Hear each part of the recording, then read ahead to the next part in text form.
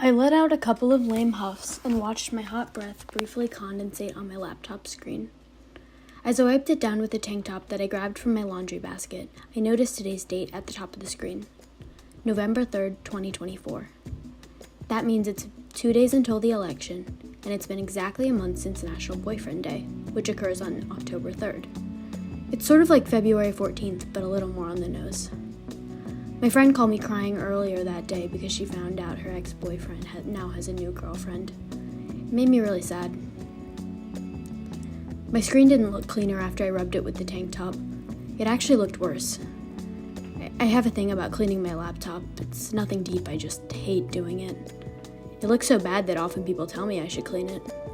I always laugh and say, I know. I secretly wish one of those people who cared enough to comment on it would just clean it for me. It's kind of weird that I don't want to clean my laptop because my room is really clean and showering's one of my favorite parts of the day. I vacuum all the time, and my worst trait as a roommate is taking too long in the shower when I wash my hair. I notice I go through my shower products faster than my 3 roommates. I think I clean my room more and do laundry more than they do too. They're not messy people, I just like clean things more than them, I guess. Makes me feel good and put together. Something like that. But I'm told to clean my laptop screen frequently.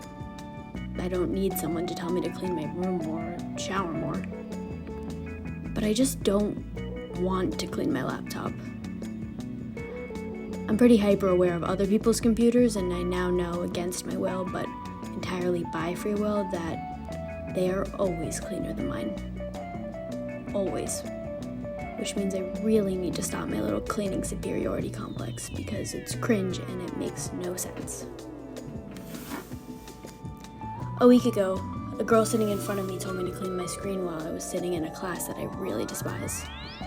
But I was more embarrassed because she saw me actively not taking notes in the lecture. I was reading an article about how you can get mercury poisoning from eating farmed salmon. I quietly laughed and smiled at her.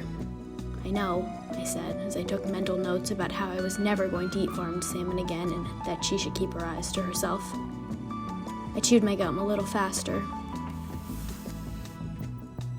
One of my best friends taught me that embarrassment is a choice, which is accurate, but truthfully, I was kind of embarrassed. This wasn't someone I knew well.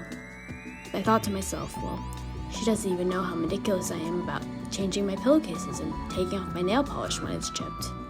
As though her telling me to clean my laptop screen, which I do believe was a comment that had my best interests at heart, meant I was gross and dirty.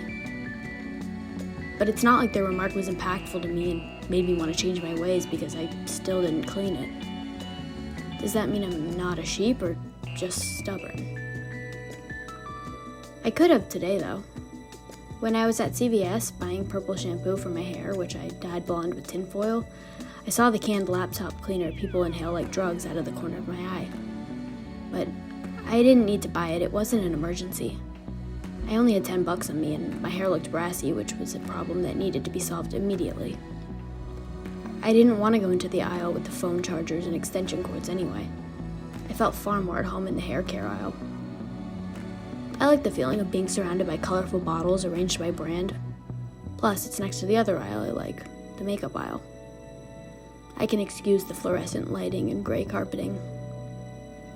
I compared and contrasted the shampoos, even whipping out my phone to see if the ones I picked out had good reviews on Reddit. When I was leaving the store, I saw the laptop cleaner again out of the corner of my eye. The receipt clutched in my hand, evidence of what I truly cared about. Maybe I didn't care about technological cleansing because it wasn't a part of my physical? Was I that shallow? On my walk home, I tried to justify it in my head. I mean, who cares if my screen is dirty, but greasy, brassy hair? Forget about it.